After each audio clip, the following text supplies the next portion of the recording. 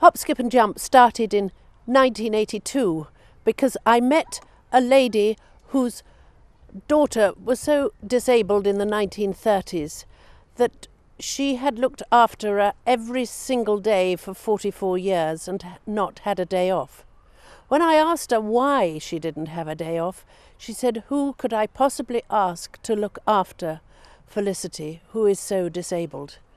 And then Felicity herself told me that she could stand the paralysis and the pain when she was a child, but she could not stand seeing other children play. So that mixture evolved into Hop, Skip and Jump. The idea is simple. It's an indoor and outdoor play area where people can drop their children or young adults off for a few hours a day. There is a trained team of staff ready to welcome that child and indeed the parent and family. The whole concept is space, giving space between the parent and child, giving the disabled person, whether it be a young adult or a child, the feeling of, wow, I can move, I can run, I can find my abilities. Nobody's telling me not to do anything. Somebody is encouraging me to do as much as I can. Steve has cerebral palsy and originally came to the centre at Seven Springs for respite care as a child. He now works for the foundation as an integral part of the team. Gives us a lot of satisfaction as well, doesn't it? Knowing that we're helping sort of parents and carers, and we offer sort of respite, which is very valuable to our parents. 6 years ago, 2 parents came to the gate here and they told us their experience of being turned away from public playing areas and swimming pools because other parents said that the disfigurement and the bizarre behaviour of their children was disturbing them and distressing them. Our aim now is to expand and build a centre in every part of the country, so every child with special needs, their parents are able to access short breaks, because the strain on a parent is enormous. And they not always realise that one family in 15 has a special needs child. The giant log cabin has a huge internal play area and lots of hidden rooms for specialist activities. The dark room with its fluorescent lights, fibre optic bundles, ultraviolet lights and mirrors is particularly loved by children with sensory difficulties. This room alone costs £10,000. Alex has 7 disabled children. There's nothing like Hop, Skip and Jump where she lives in Manchester, so she regularly visits the Bristol Centre. I've been associated with Hop, Skip and Jump for about 4 years, probably 4 or 5 years. When the natural mum of one of my children actually suggested we came here for a day as we were in the area and had a day with her. And we did that, and that we've come every year since then when we're on holiday. I love it here. I think it's a great place. The kids absolutely love it, and it's a lovely, safe environment, very child-friendly. No matter what disability a child has, it will be able to access the play facilities here. We need Hop, Skip and Jumps all over the country because there's so many desperate parents who actually need the support of a place like this. So in order to further the work, we're asking donors to give as much as they can so that we can kickstart a whole new number of centres. Quite honestly, as a fundraiser, you get so desperately conscious of asking people for money all the time. But then you come up to one of the centres and you see a parent and a child and you think, go back and start again and stop complaining. Mikey is 5 and has Down syndrome.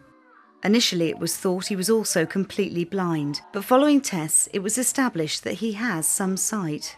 Down syndrome doesn't pick who's going to choose to have it. It can happen to anyone, whether you're rich, poor, black, white. It can occur in any family.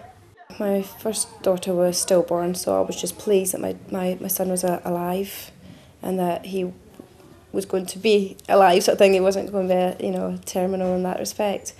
Although I have had reactions over the years where I can understand my friend's reaction of devastation and finding it hard to see how a little bit delayed he is compared to other children. Mikey has come on in leaps and bounds and now attends a mainstream school. You should support Hop, Skip and Jump because it just means so much to so many children and their families. You can't imagine how much, it does mean to us. Please help. Play is at the centre of everything that goes on here for the children, and the focus is very much on having fun. When you're the parent of a disabled child, time to yourself is rare, but here they make it happen. A real lifeline for parents.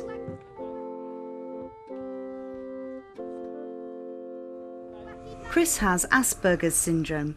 His behaviour meant that he was excluded from mainstream school. I can honestly say, if we didn't have a resource like Hop, Skip and Jump, I really think Chris would be going into care. He is a child that can be very, very violent and very difficult to his sister. And if we didn't have somewhere to go that accepted us, I couldn't cope with him. Andrew was 8 months old when he developed pneumococcal meningitis. This has left him with severe brain damage, unable to walk or talk. It was the worst time of my life. I don't think anyone can imagine how awful that is. Basically, the beautiful little boy that I gave birth to died and we were given Andrew instead. The strain told on the family, and Andrew's dad left Mum Shirley on her own to look after Andrew. Hop, Skip and Jump has been a lifeline for Shirley, allowing her time for herself, knowing that Andrew is well looked after by professionals. People who haven't been through it don't understand what it's like. So to come here and just to be able to, let go and not have to worry about what people think is fabulous.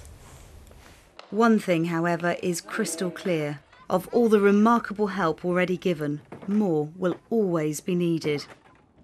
This vital work is never finished, nor will it ever be, if Hop, Skip and Jump is to be a truly special place for special children. I think anyone who invests in Hop, Skip and Jump is investing in the children's future. And our children need all the help they can get because they are not given an awful lot of help from a lot of the authorities in this world. And they are also not tolerated by many people. They come here, and as one mother said to me, this is a place where you don't have to excuse or explain your child. Don't give up, 'cause you have friends. Don't give up, you're not the only one. Don't give up, no reason to be ashamed. Don't give up, you still have us. Don't give up now, we're proud of who you are. Don't give up, you know it's never been easy. Don't give up, 'cause I believe there's a place where we belong.